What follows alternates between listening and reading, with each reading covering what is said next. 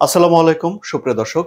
Iran Israel যুদ্ধে একটা যুদ্ধবিরতি হয়েছে, কিন্তু ইরানের সঙ্গে যুক্তরাষ্ট্রের অনাস্থা অবিশ্বাস কমেনি। যুক্তরাষ্ট্র এখন চিন্তিত ইরানের হ্যাকটিভিস্টদের নিয়ে। হ্যাকটিভিস্ট হলো হ্যাকারদের একটা গ্রুপ, যারা তাদের কোনো একটা দাবি বাস্তবায়ন করার জন্য বা কোনো একটা আদর্শের জন্য লড়াই করে। এই লড়াই মানে হলো যে ওয়েবসাইট হ্যাক করে ফেলা, ওয়েবসাইটকে বিকৃত করা, ইন্টারনেট ব্যবস্থাকে পর্যদস্ত করে দেয়া, ইত্যাদি ইত্যাদি নানান কাজগুলো তারা করে। এখন যুক্তরাষ্ট্র ইরানের যারা হ্যাকার রয়েছে বা ইরানের যেই ইসলামী বিপ্লবী গার্ড সংশ্লিষ্ট যে হ্যাকার যারা রয়েছে, তাদের বিষয়ে একটু হুঁশিয়ারি রয়েছে বা এক ধরনের আতঙ্কে রয়েছে। কারণ তাদেরকে এখন যুক্তরাষ্ট্র তাদের অর্থনৈতিক কর্মকাণ্ড, বড় আর্থিক প্রতিষ্ঠান এবং নানা ধরনের সংস্থার জন্য হুমকি মনে করছে। বিশেষ করে প্রতিরক্ষা খাতের যারা কন্ট্রাক্টর বা ঠিকাদার রয়েছে, তাদের কর্মকাণ্ডের জন্য এই হ্যাকারদেরকে যুক্তরাষ্ট্র মনে করছে এক ধরনের হুমকি। কিভাবে যুক্তরাষ্ট্রের এই মনোভাব আমরা জানলাম। এই যে যুক্তরাষ্ট্র ইরান সম্পৃক্ত হ্যাকারদেরকে এখনো তাদের জন্য গুরুত্বপূর্ণ অর্থনৈতিক খাতগুলোর জন্য হুমকি মনে করে, এই বিষয়টি উঠে এসেছে একটা প্রতিবেদনে। এবং এই প্রতিবেদনটি একটি বুলেটিনে প্রকাশিত হয়েছে।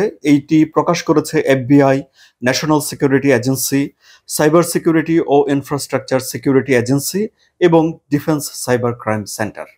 যুক্তরাষ্ট্রের গুরুত্বপূর্ণ বেশ কয়েকটি সংস্থা এই হুমকি উচ্চারণ করেছে। কি বলা হয়েছে সেই বুলেটিনে বলা হয়েছে, বিশেষ করে যারা ইসরায়েলি গবেষণা এবং প্রতিরক্ষা প্রতিষ্ঠানের সঙ্গে সম্পর্কযুক্ত, তারা বিশেষভাবে ঝুঁকিতে রয়েছে। প্রতিবেদনে বলা হয়েছে, ইরান সরকার এবং হ্যাকটিভিস্ট সংগঠনের নামে যুক্ত হ্যাকাররা নিয়মিতভাবে নিরাপত্তাহীন মার্কিন কম্পিউটার নেটওয়ার্ক এবং ইন্টারনেটে সংযুক্ত ডিভাইসগুলোকে লক্ষ্য করে তারা ব্যাঘাতমূলক সাইবার হামলা চালায়। এই হামলাগুলো হলো এরকম যে এরা ডিস্ট্রিবিউটেড ডিনায়াল অফ সার্ভিস বা ডিডোস পাঠিয়ে দিতে পারে, বা কোনো একটা ওয়েবসাইট যার নিরাপত্তা ক্ষুণ্ণ হলে সেখানে ঢুকে গিয়ে তারা যা ইচ্ছা তাই করতে পারে।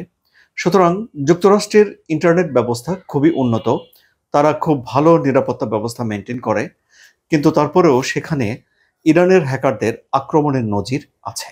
বুলেটিনেই বলা হয়েছে যে ইসলামী বিপ্লবী গার্ড কর্পসের সঙ্গে সম্পৃক্ত হ্যাকাররা 2023 সালের নভেম্বর থেকে 2024 সালের জানুয়ারির মধ্যে ইসরায়েল হামাস সংঘাত তখন চলছিল, তখন একটি সাইবার আক্রমণ পরিচালনা করে। এই হামলার লক্ষ্য ছিল যুক্তরাষ্ট্রের ডজন খানেক প্রতিষ্ঠান, যার মধ্যে ছিল বর্জ্য ও পয় নিষ্কাশন, জ্বালানি, খাদ্য ও পানীয় উৎপাদন এবং স্বাস্থ্যসেবা খাত। এই যে সতর্কবার্তা এফবিআই এবং বেশ কয়েকটি গোয়েন্দা সংস্থার তরফ থেকে প্রকাশ করা হলো, এটি এমন এক সময় করা হলো যখন ইসরায়েল এবং ইরানের মধ্যে 12 দিনের একটা যুদ্ধ শেষ হয়ে দুই পক্ষ এখন অস্ত্রবিরতিতে রয়েছে। ইরান এবং ইসরায়েলের হ্যাকাররা একে অন্যের ইন্টারনেট সার্ভিসের ভিতরে ঢুকে যেতে চায়, এটি পুরনো খবর। এবং এই যে 2018 সালে ইরানের পারমাণবিক স্থাপনা সম্পর্কিত গোপন নথি ইসরায়েল হস্তগত করেছিল বলে জানিয়েছে, এবং সাম্প্রতিক কিছুদিন আগে ইরানও জানিয়েছে যে তারা ইসরায়েলের পারমাণবিক স্থাপনার হাজার হাজার পেজের গোপন নথি হস্তগত করেছে, এবং দুই দেশই এগুলোকে তাদের গুপ্তচর বৃত্তির সাফল্য হিসেবে উদযাপন করে, এবং বলা হয়ে থাকে যে এইসব ডেটাগুলো নিয়ে যাওয়ার ক্ষেত্রে তাদের হ্যাকাররাও গুরুত্বপূর্ণ ভূমিকা রেখেছে। এছাড়া চলুন এক নজর এখন আমরা দেখে নিই যে ইসরায়েল ইরানে এবং ইরান ইসরায়েলে এই পর্যন্ত কোনো হ্যাকাররা আক্রমণ করেছে কিনা এবং কোনো সাফল্য তারা পেয়েছে কিনা। 2023 সালের 7 অক্টোবর হামাসের আক্রমণের পর থেকে ইরান ও হেজবুল্লাহর সাইবার আক্রমণ 300% পর্যন্ত বৃদ্ধি পেয়েছে বলে জানা যাচ্ছে, এবং এই আক্রমণগুলোতে থাকে ফিশিং, ডেটা চুরি, ওয়েবসাইট বিকৃতি এবং ইন্টারনেট অফ থিংস ডিভাইসের মাধ্যমে নাগরিকদের দৈনন্দিন জীবন ব্যাহত করার প্রচেষ্টা। এই যে তথ্য, এগুলো জানাচ্ছে timesofisrael.com। আবার ধরুন, ইসরায়েলের শিন ব্যাট জানিয়েছে যে 2025 সালে 85টি সাইবার আক্রমণ প্রতিহত করেছে তারা, যার মধ্যে রাজনৈতিক ব্যক্তিত্ব, নিরাপত্তা কর্মকর্তা, সাংবাদিক এবং শিক্ষাবিদরা এসব আক্রমণের লক্ষ্য ছিল। ইসরায়েল দাবি করে যে তাদের নিরাপত্তা ব্যবস্থা যথেষ্ট জোরদার, যে কারণে ইরান হ্যাক করতে চাইলেও খুব একটা বেশি ক্ষতি করতে পারে না।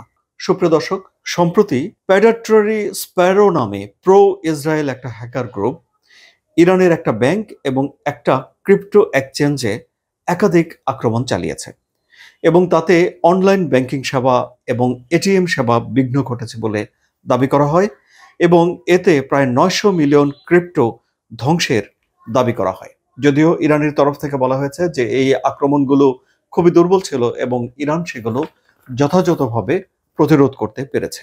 এবং মে মাসে ইসরায়েল সমর্থিত একটি সাইবার হামলায় বন্দর আব্বাস বন্দরের কম্পিউটার সিস্টেমে ব্যাপক গন্ডগোল হয়েছিল বলে জানা যাচ্ছে। তাতে করে পরিবহন এবং লজিস্টিকও ব্যাপকভাবে বিঘ্নিত হয়েছিল। যদিও ইসরায়েলের এই আক্রমণগুলো তেমন কোনো ক্ষতি করতে পারে না বলে দাবি করে ইরান। কিন্তু যে বিষয়টি এখন সামনে এসেছে, যে বিষয়টি সত্য, সেটি হলো যে সব দেশগুলো এখন সাইবার আক্রমণের এক ধরনের আতঙ্কের মধ্যে থাকে। যদিও যুদ্ধবিরতি হয়েছে, কেউ কাউকে গুলি করছে না, আলোচনায় বসার চেষ্টা তারা করছে, ডিনায়ালও আছে, কিন্তু তারপরেও এই যে হ্যাকাররা কম্পিউটার ব্যবহার করে ঘরে বসে অপর দেশে আক্রমণ করে ফেলে, এই আক্রমণই এখন এই মুহূর্তে এক ধরনের আতঙ্ক তৈরি করে রেখেছে। যুক্তরাষ্ট্র এখন আছে ইরানের হ্যাকারদের আতঙ্কে, ইসরায়েল আছে এখন ইরানের হ্যাকারদের আতঙ্কে, এবং ইরানও যথারীতি যুক্তরাষ্ট্র এবং ইসরায়েলের হ্যাকারদের আতঙ্কে রয়েছে, এটি আমরা অনুমান করে নিতে পারি।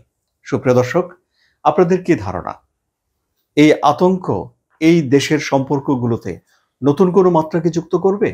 আপনাদের মতামত কমেন্টে জানান। আলোচনা ভালো লাগলে সাবস্ক্রাইব করে চ্যানেলের সঙ্গেই থাকুন।